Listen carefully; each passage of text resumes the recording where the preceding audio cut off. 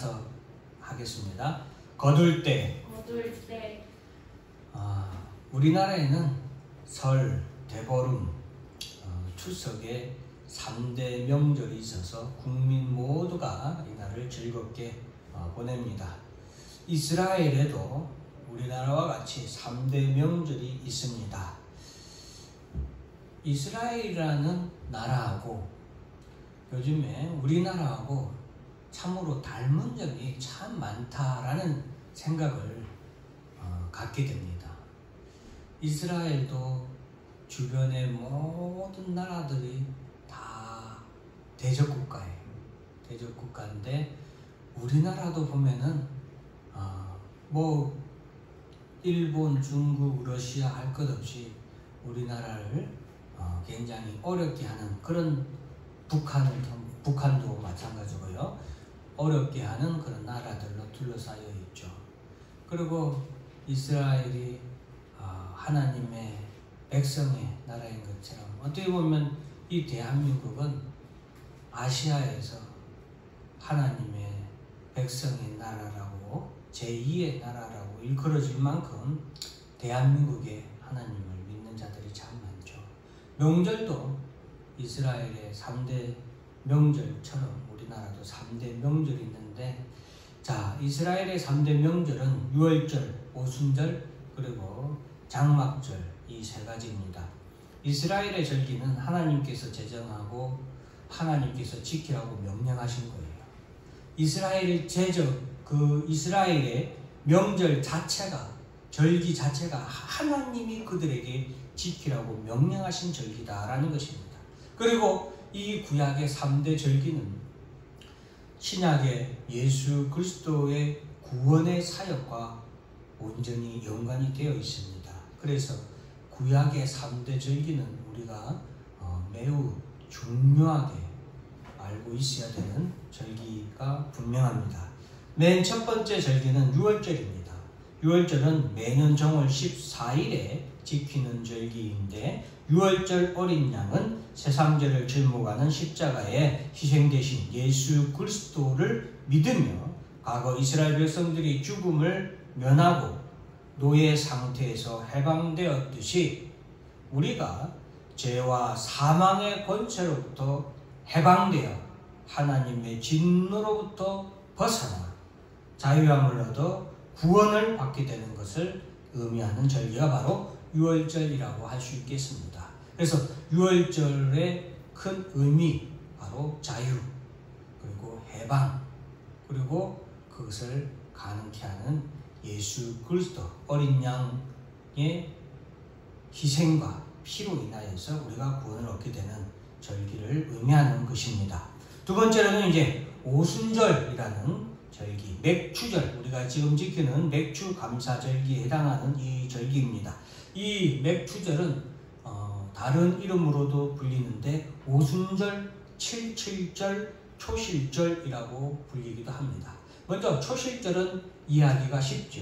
처음 열매를 드리는 절기다 해서 초실절입니다.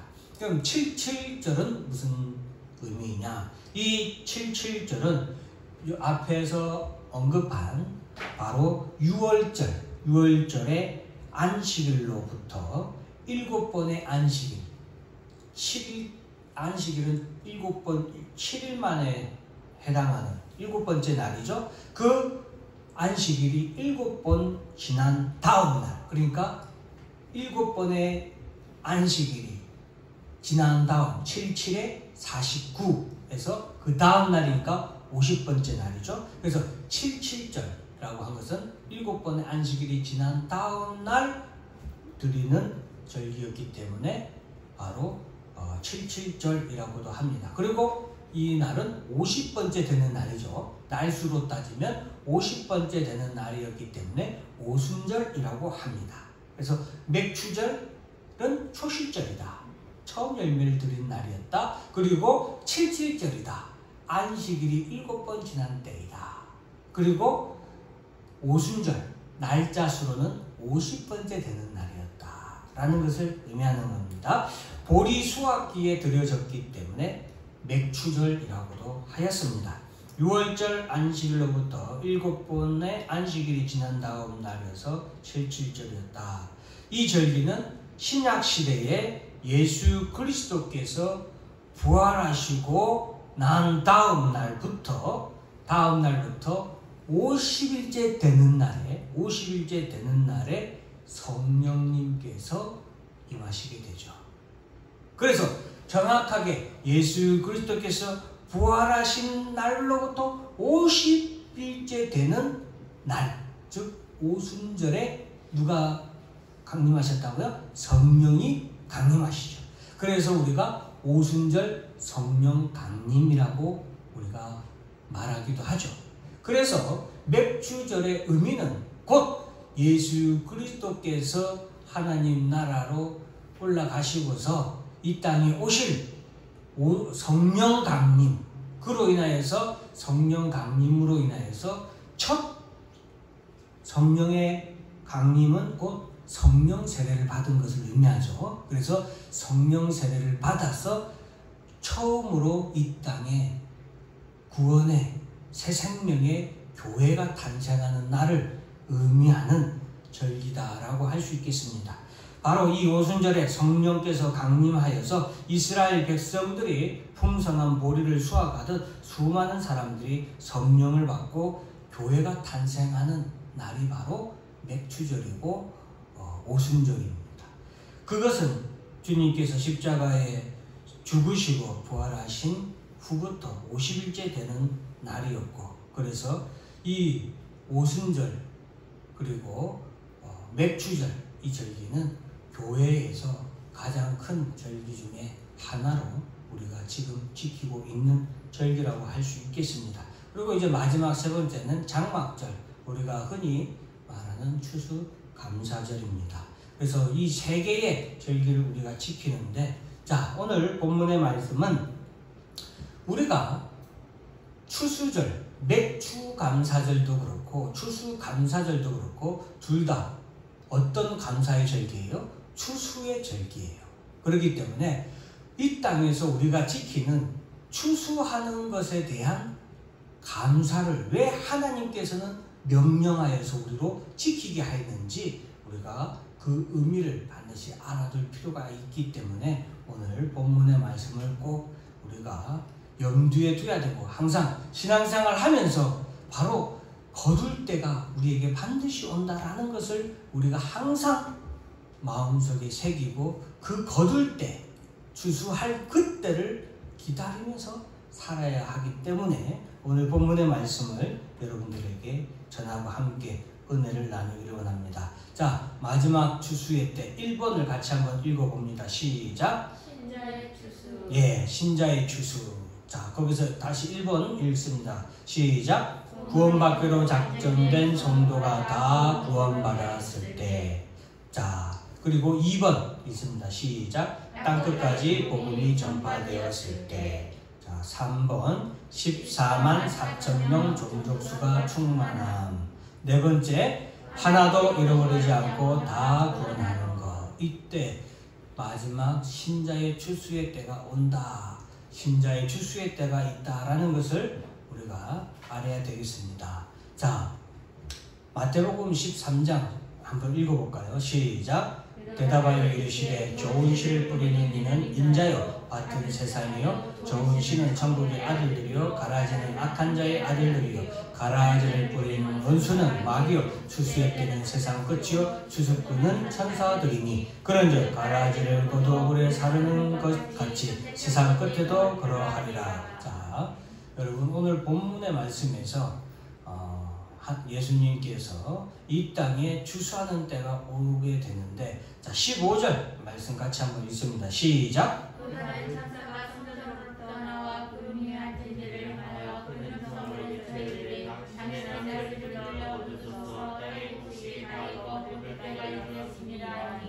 예, 오늘 본문의 말씀은 마지막 때에 추수할 때가 이른다, 마지막 종말의 때에 추수하는 때가 반드시 온다라는 것을 우리에게 말씀해 주고 있는데, 그 마지막 추수하는 그때에 먼저 땅의 곡식을 거둬서 추수한다 라고 우리에게 말씀하고 있습니다.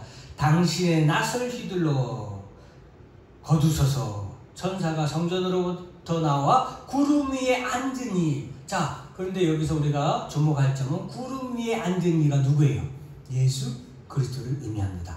예수 그리스도께 당신의 낫을 휘둘러 거두소서라고 얘기하는데, 예수 그리스도께서 낫을 들고 계신다 이 말이에요. 그리고 예수 그리스도께서 낫을 들고 이 땅에 땅을 향하여서 땅의 곡식을 먼저 거둔다. 그 낫은, 예수님께서 가지고 계신 낫은 이 땅에 곡식을 거두는 낫이다. 그리고 마지막 때 예수님은 곡식을 거둬들인다라는 것입니다. 그리고 그 곡식은, 땅의 곡식은 누구다? 따라서 합니다. 성도들. 그렇습니다. 저와 오늘 여기에 계시는 저와 여러분들, 땅의 하나님의 교회와 성도들이에요. 마지막 추수의 때가 반드시 오는데, 그것은 먼저 하나님의 성도들을 향하여서 예수님이 곡식을 거둬들이는, 성도들을 하나님 나라로 들려 올리는 그때가 먼저 임하게 된다라는 것입니다. 그것이 바로 이 땅의 성도들의 구원의 때요. 그리고 우리가 하나님 나라에 올라가는 때입니다. 우리 성도들은 바로 그 때를 기다리는 곡식과 같다라는 것입니다. 자, 그러한 우리 성도들이 거둬지는 마지막 때가 반드시 온다라는 것을 꼭 기억하시길 바랍니다. 우리가 이 땅에 살아가는 동안, 그래서 우리는 교회에서 신앙생활을 하면서 주님이 우리를 거둘 때를 기다리면서 우리가 신앙생활을 하는데, 우리가 신앙생활을 하는데 다 읽는 곡식으로서의 삶을 살아야 됩니다.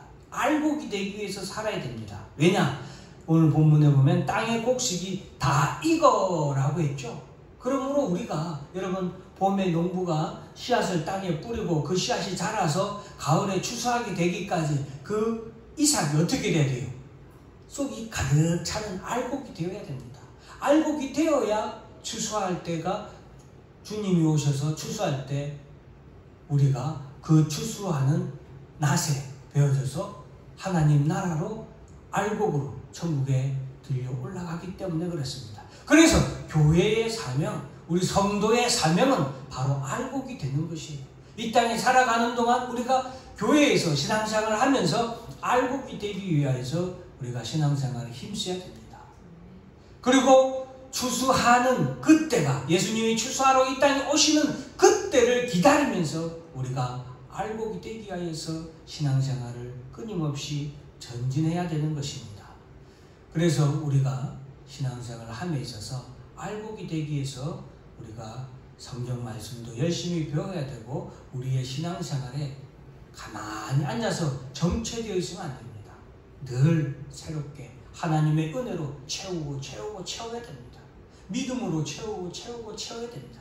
그래서 무르익은 알곡이 되어야 된다라는 것입니다. 그리고 오늘 우리가 아까 읽었던 마지막 추수의 때, 그때는 바로 예수님께서 알곡을 거둬들이는 때입니다. 41절부터 43절도 같이 한번 읽어볼까요? 시작. 인자가 그 천사들을 보내니 그를 그 나라에서 모든 넘어지게 하는 것과 또 불법을 행하는 자들을 거두어내어 불문불에 던져 넣으리니 거기서 울며 이를 갈게 되리라. 그때에 의인들은 자기 아버지 나라에서 해와같이 빛나리라. 귀 있는 자는 들으라.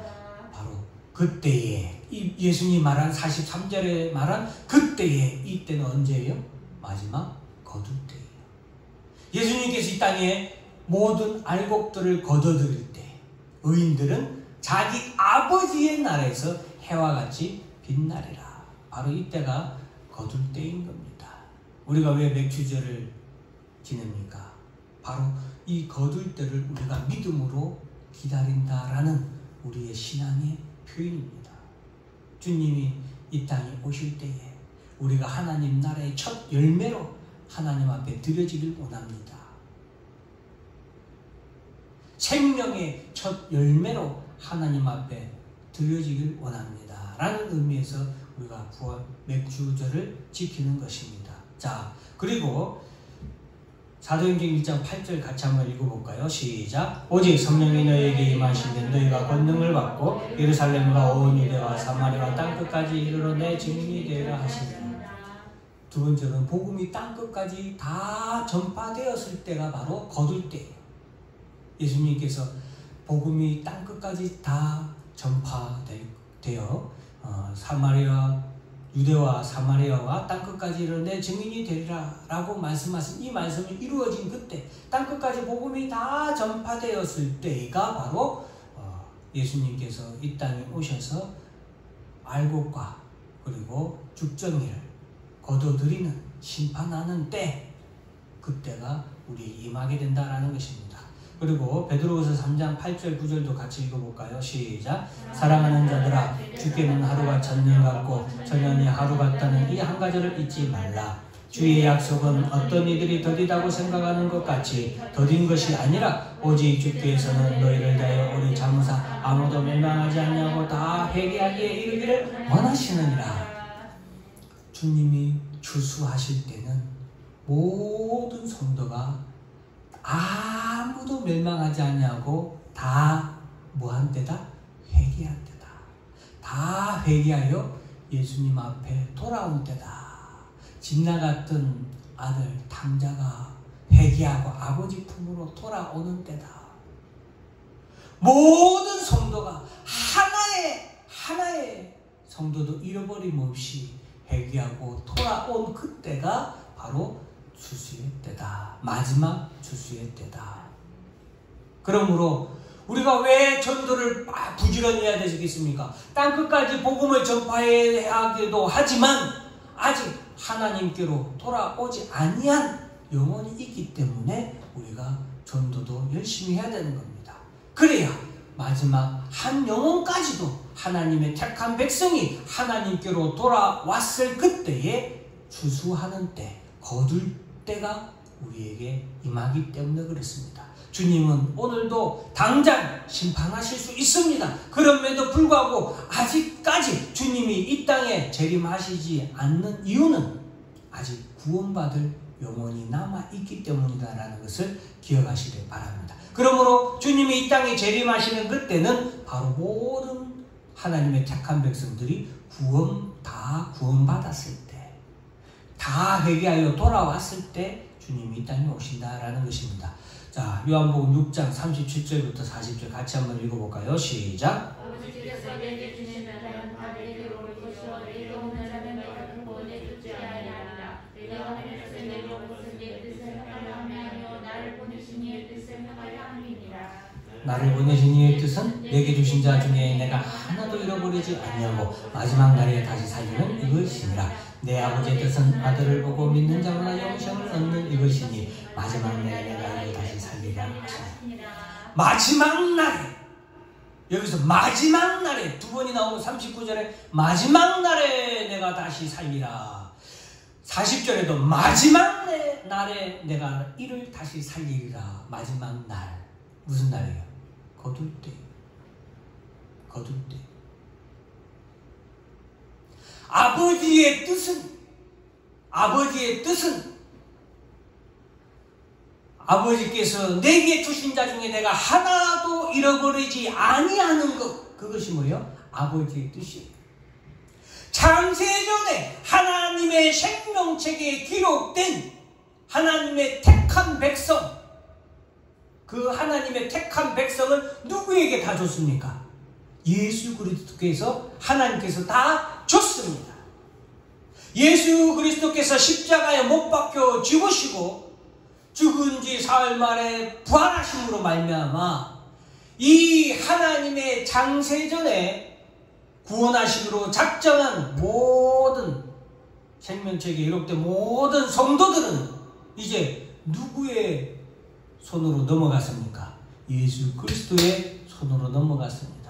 그 생명을, 그 자녀들을 예수님께서는 하나도 잃어버리지 아니하는 것, 그것이 하나님의 뜻이고 그것이 바로 아버지의 뜻이기도 하지만 누구의 뜻입니까? 아들의 뜻이고 아들의 사명이죠.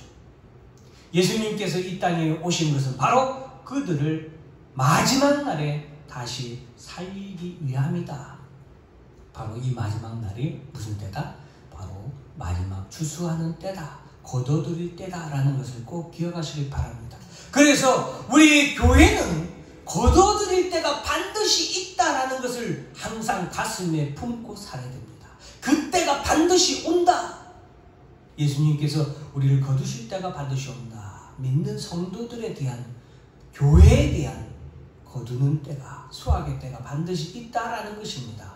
그리고 이렇게 먼저 거둘 때가 되면, 마지막 추수의 때가 되면은 바로 성도들의 추수가 먼저 되는데, 이제 요한계시록에서는 14만 4천 명이라고 언급한 그 성도들의 종족수가 다 충만한, 하나도 잃어버리지 않고 다 구원하는 때가 바로 마지막 추수의 때, 거둘 때다라는 겁니다. 그리고 먼저 신자에 대한, 알곡에 대한 추수가 있었죠. 그리고 나서 이제는 누구에 대한 추수가 있냐면은 불신자에 대한 추수가 있습니다. 오늘 우리가 본문 18절 말씀 같이 한번 읽습니다. 시작. 또 그를 다스리는 다른 천사가 제단으로 나와 엘리야 나사로 절단하여 큰 성소를 내리되 엘리야 나사로 땅에 본성을 보라 그것과 이거느니라 하더라. 예, 불을 다스리는 다른 천사가 제단으로부터 나와 예리한 낫을 가진 자를 향하여 큰 음성을 불러 이르되 내 예리한 낫을 지들어 땅에 포도송이를 거두라. 두 번째로는 무엇을 거두라? 포도송이를 거두라. 그 포도가 익었느니라. 근데 이 포도송이는 불신자들 의미합니다. 예수님은 알곡과 가라지라고 있죠. 요한계시록에서는 알곡과 포도송이다. 이 포도송이는 속이 꽉 찼다, 가득 찼다, 익었다. 포도송이가 익었다. 노아의 시대 때 하나님이 이 땅을 심판하실 때에 그 땅에 죄악이 가득했다 라고 표현하고 있습니다. 그때 노아의 심판이 임했죠. 포도송이가 가득한 때, 즉 이 땅에 예수 안 믿는 불신자들이 그 죄악이 가득한 때에 거둘 때가 온다 이 말이에요. 포도송이도 거둘 때가 온다 이 말이에요. 그런데 그 거두는 때는 알곡은 하나님 나라로 들려 올리지기 위한 구원의 거두는 수확이라고 하면은 이 포도송이는 심판의 수확이다. 19절 있습니다. 시작. 천사가 낫을 땅에 들여 땅의 포도를 거두어 하나님의 진노의 큰 포도를 틀에 던지니. 보세요. 땅의 포도를 거두어, 이 포도송이 예수 안 믿는 불신자들을 다 거둬들이는데 그 포도송이들은 하나님의 진노의 큰 포도주 틀에 던졌다. 포도주 틀인데 무슨 포도주 틀? 하나님의 진노의 심판의 장소로 던져진다라는 것입니다.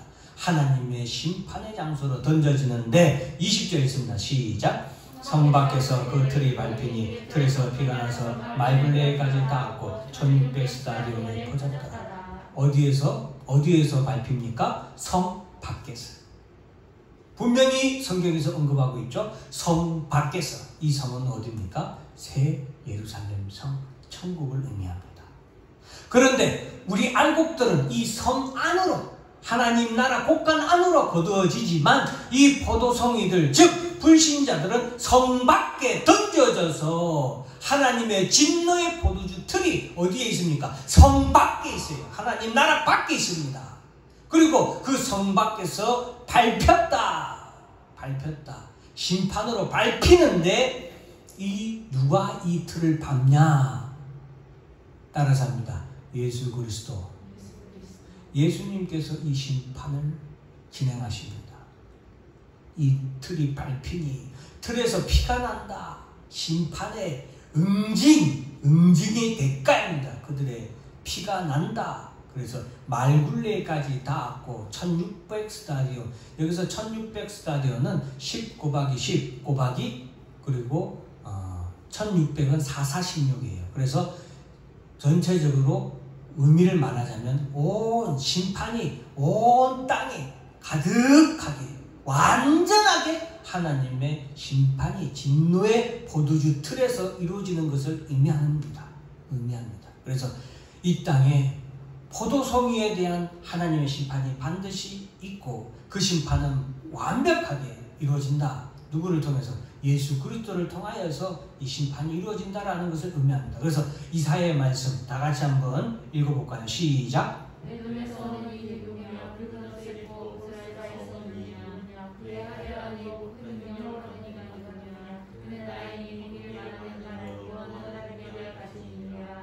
어째 내 의복이 붉으며 내 옷이 포도주 틀을 밟는 자 같으냐. 자, 잠깐 여기까지죠. 자, 에돔에서 오는 사람이 있는데 이 에돔에서 오는 사람이 붉은 옷을 입고 막 오는 거예요. 그런데 능력으로 걷는 자 마치 물 위를 걷는 것 같이 능력으로 예수님이 이 땅에 오시는 물 위를 걸으셨죠? 그것처럼 물 위를 걷는 것처럼 능력으로 오시는 그가 누구냐? 그는 나다. 나는 공의를 말하는 이요 공의 심판자다. 구원의 능력을 가집니다. 이 땅에 예수님이 뭐부터 구원한다고요? 성도들부터 알고 복식을 먼저 거둬들인다 했죠. 그래서 예수님을 의미합니다. 에돔에서 오느니 바로 붉은 옷을 입고 오시는데 어찌하여 내 의복이 붉냐? 내 의복이 포도주 틀을 밟는 자 같으냐? 이사야에서 벌써 예언하고 있죠. 예수님께서 이 땅에 재림하시는데 먼저 그 낫을 휘둘러서 사랑하는 우리 알고 곡식들을 교회에서 이렇게 하나님 믿으면서 신앙생활 열심히 잘하고 하나님의 말씀으로 믿음으로 연결어가는 우리 성도들을 먼저 하나님 나라로 싹 걷어들이고 그리고 나서 믿지 않는 자들을 성 밖에서 포도주 틀에서 밟기 위해서 이 땅에 오신다. 어찌하여 내 옷이 포도주 틀을 밟는 자 같다. 3절 읽어볼까요? 시작.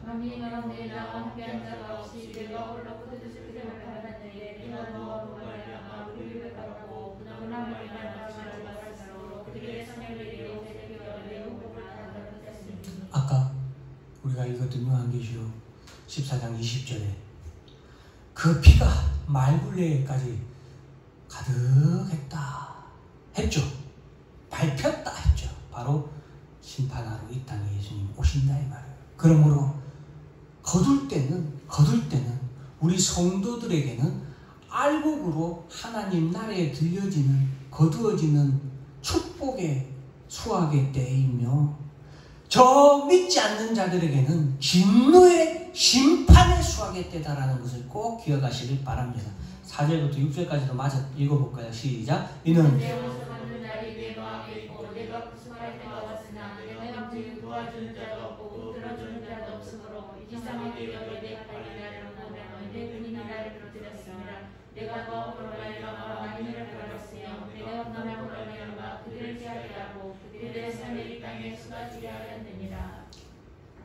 우리가 읽었던 본문의 말씀하고 완벽하게 일치하죠.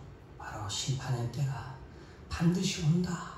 그리고 성도들, 알곡들을 거둬들이는 때가 먼저 있게 되고 그리고 포도송이들, 예수 믿지 않는 자들을 심판하실 때가 반드시 온다라는 것을 꼭 기억하시길 바랍니다. 사랑하는 성도 여러분, 우리가 오늘 맥주 감사절로 하나님 앞에 드리는데 여러분 우리가 이 맥주 감사절, 추수감사절 이 두 번의 감사절기가 있는데 이 절기를 진심으로 드릴 수 있게 된 것을 감사하시길 주의 이름으로 축원합니다. 바로 우리는 예수님이 거둘 때에 예수님의 알곡으로 거둬지는 것을 우리는 믿음으로 예배를 드리는 거예요. 그것을 믿고 주님이 오시면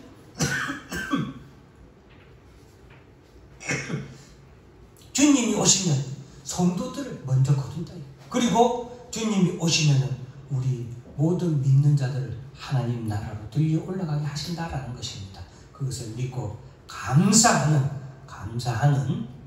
우리 성도들이 되기를 간절히 축원하며 이 맥주 감사절을 정말로 은혜로 잘 지내고 이 맥주 감사절을 우리가 마음 깊이 새기면서 또한 주님이 거둘 때를 기다리면서 신앙생활 하시는 여러분들이 되기를 주의 이름으로 축원합니다. 기도하겠습니다. 하나님 아버지 감사를 드립니다. 오늘 우리가 맥주 감사절을 통하여서